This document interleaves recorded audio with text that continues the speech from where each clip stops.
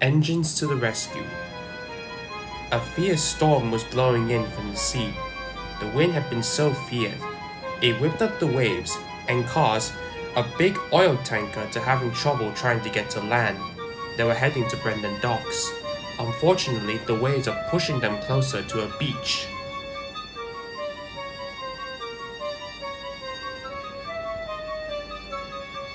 It was out of control and ran aground, heading straight towards the rock pool. The tanker hit against the huge rocks, and then it came to a stop, leaning onto its one side. Luckily, it wasn't sinking as it was in shallow waters. Luckily, the crew were unhurt, but it was too dangerous to go outside, so they decided to stay in the tanker until the storm passes. But the troubles were far from over. The storm clears the next day, and Salty the Dockyard Diesel was taking a small goods train up along Edward's branch line to Wellswood. There, he could see the tanker's crew waving him down. Something must be the matter, said Salty, and stopped. Is there a problem, Captain? He asked. Yes, two problems. First, we're shipwrecked, and second, look over there. Thick black oil had seeped out of its tanker's tanks, and the sea washed it up onto the beaches, which causes trouble for the animals. Oh dear, that's not good.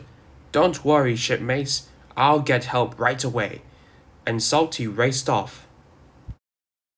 Salty raced into Sudbury and saw Edward with the passenger train. Matey, Edward, there's been an emergency, and he explained everything. Oh no, said Edward. We must inform the Fat Controller. Don't worry, Salty. I'm on my way to Natford. I'll pass on the message to him there. And Edward raced off as fast as he could.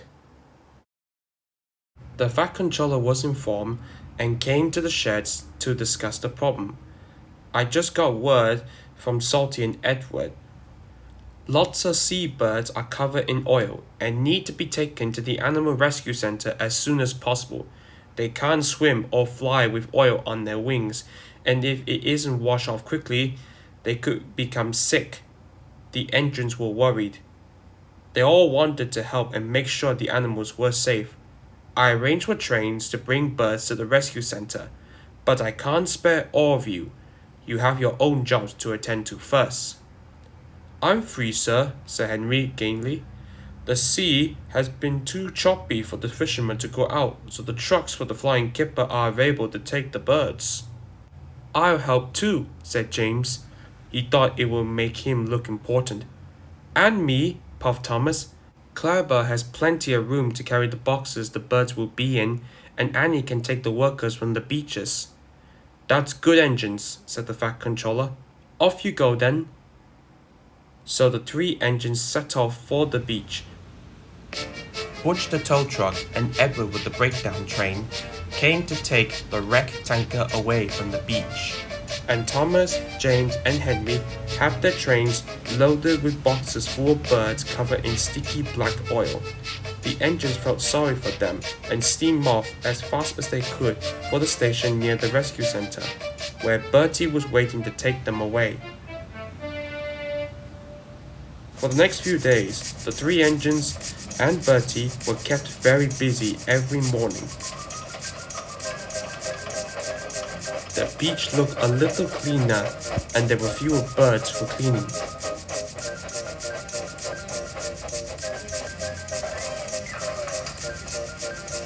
At last, the work was over, and the engines were able to go back to their normal jobs. But it didn't stop them from wondering how the birds were getting on. One morning, the Fat Controller came to see the engines again. I need you to help with the birds again, he told them. Oh dear, groaned Henry. What now? The weather's improved, sir, protested James. It's warmer today, and the sun has been peeping out from behind the clouds, agreed Thomas. The Fat Controller laughed. That's why I come to see you. The birds you rescue are all cleaned up and ready to go back into the wild again. I want you three to take them back to the beach for them to be released. The engines were delighted to help and rushed off at once to collect them from the rescue center. They were kept very busy collecting the birds from Bertie and ferrying them to the shore, but the engines didn't mind. The beaches were clean, and the birds were safe. As soon as the boxes were opened, some of the birds flew away, while others went for a swim in the sea. But no matter what they did, they were glad to be free again, and the Fat Controller's engines were proud to have help.